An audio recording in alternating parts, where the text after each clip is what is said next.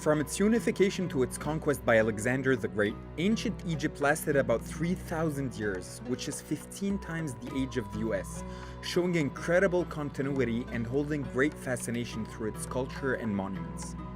Around 3100 BC, King Menes unified Upper and Lower Egypt and became the first king of the First Dynasty as he established the capital city of Memphis on the west bank of the Nile.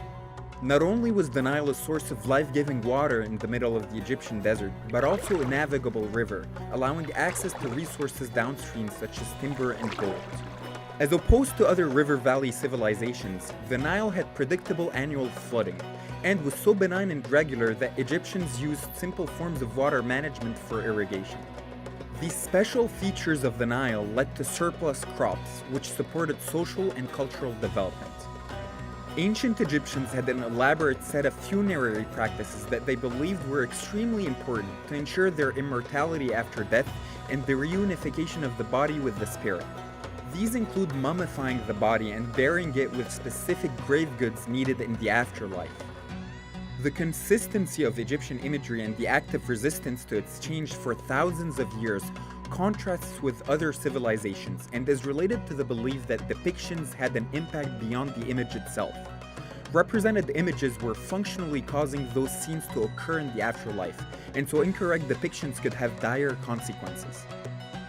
Historians have divided ancient Egyptian history into three periods, or stable kingdoms, separated by intermediate periods of disunity and decline. Each of the 33 ruling dynasties included a series of kings known as pharaohs, who were godlike beings associated with the all-powerful god Horus. Old Kingdom Egypt featured the construction of several dozen pyramids, including the Great Pyramids of Giza, serving as tombs for pharaohs, and now the last remaining of the seven wonders of the ancient world. The pyramids represented a remarkable degree of political and social control over the population, and they were built by peasants and workers who may or may not have been slaves. Old Kingdom was also remarkably literate, as writing was a major instrument in the centralization of the Egyptian state. Egyptians had two forms of writing, hieroglyphics for sacred writing, and then Demotic script for recording contracts and agreements. Around 2200 BC, Central Egyptian authority dissolved, leading to a civil war between provincial governors, along with a period of droughts and disease. Then the reunification of Egypt under Mentuhotep II marked the beginning of Middle Kingdom Egypt, along with the establishment of Thebes as the new capital.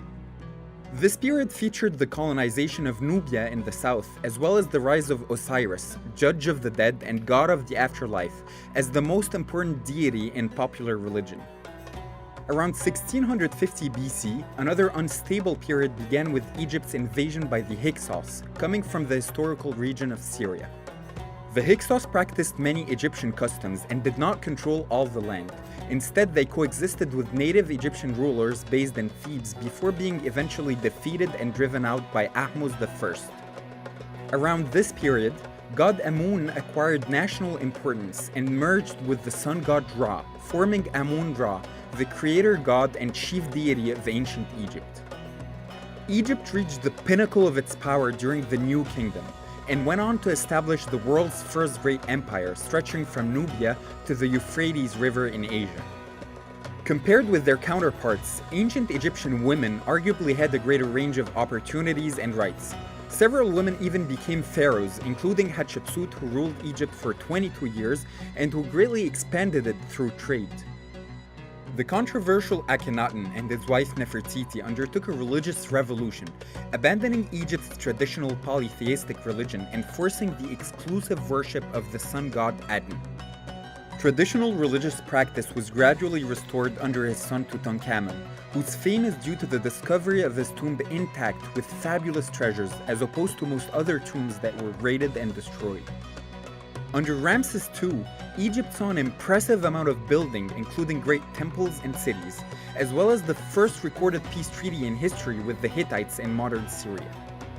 A few centuries later, Egypt was eventually invaded by the Persians till its conquest by Alexander the Great, and it's ruled by a line of Macedonian kings called the Ptolemies for 300 years. The Ptolemies were accepted as the successors to the pharaohs and established Alexandria as a new capital city. It became a wealthy cultural and trade center famous for its library and its lighthouse, one of the seven wonders of the ancient world.